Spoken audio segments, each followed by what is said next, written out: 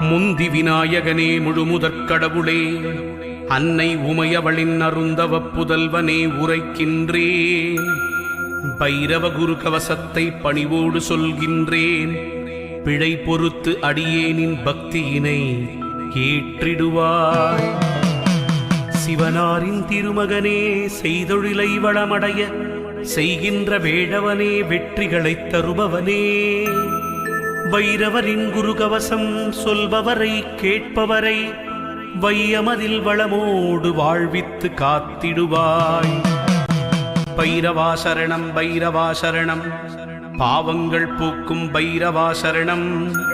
ஈசனின் மகனே இறைவா சரணம், எங்களை காக்கும் துணையே சரணம்.